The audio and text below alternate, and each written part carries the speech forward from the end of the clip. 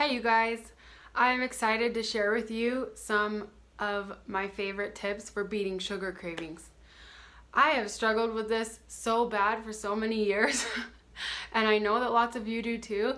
It's a real struggle. I am really happy to have come to a place where I've found some things that are working for me and I want to share the wealth with you.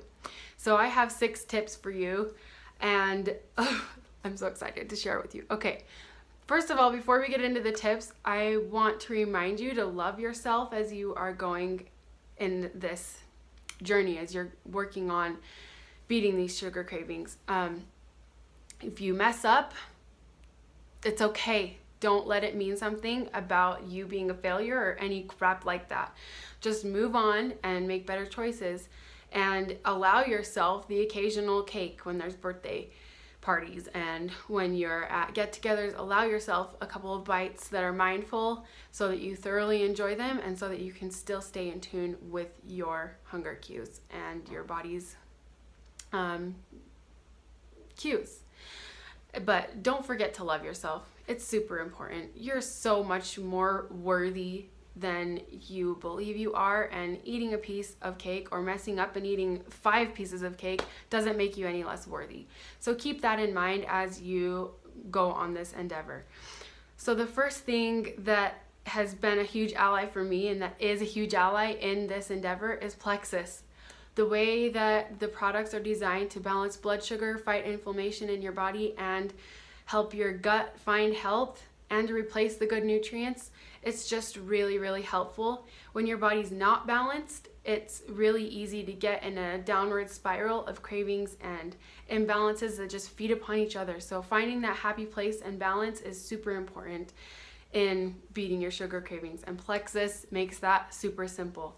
So the second tip is to not allow yourself to get too hungry. I know sometimes during the day, if I will let myself get too hungry, the evening comes around and it's just like I have released this ravenous beast that cannot be satiated. So and another thing that's important with that is that make sure you're eating enough nutrition as well throughout the day so that your body can feed upon that and just feel that its needs are met, that your body's needs are met. When you are, so I try to eat about 300 to 400 calories every 3 hours during the day. And then that seems to help me not get too hungry even throughout the day or throughout the night as well. So the third tip is to make sure you're drinking enough water. I like to carry my baba around with me, my water bottle around with me everywhere and just sip on it all day long. I know a lot of people don't like to drink water because it doesn't have a taste. So some of the things that I like to do when I feel like I want something fun is to put a little bit of essential oils in my water. I'll put like a couple of drops of peppermint and a couple of drops of lime and shake it up, and it's really tasty and leaves your mouth feeling fresh. And when your mouth feels fresh like that, you don't really want to interrupt it. But some other ideas would be to like slice some oranges or lemons and put them in the freezer and use those in your water. That can also, or really any fruit, but that's a good idea to put them in the freezer so they make it cold also. The fourth tip I have for you is to brush your teeth after dinner. I know the evening time is usually when my sugar cravings will like come with their full force and I'm always looking for like the thing to do to help it be the best during that time. And brushing your teeth after dinner really helps to clear the food taste out of your mouth and replace it with that minty freshness that you don't really want to interrupt. So that really helps. You can also put a piece of gum in your mouth or some like peppermint oil and rub it around your mouth, and that will also leave your mouth feeling really fresh and clean. The fifth one is to eat something that won't trigger your inner shark. You know when sharks like smell some blood and then suddenly they need like a whole school of fish? I feel that way with sugar a lot of times. And I've noticed there are some things that you can eat or drink that will help you feel like, oh yeah, this is indulgent, this feels good, but it doesn't make you need the whole thing. Some of those things that I like are some herbal tea, or some sugar-free chocolate chips, or some And I like to keep the sugar-free chocolate chips in the freezer because then it takes them a while to like melt in your mouth, or you can crunch it and it's really satisfying, but just have a handful and that will feel really indulgent but not spike your blood sugar.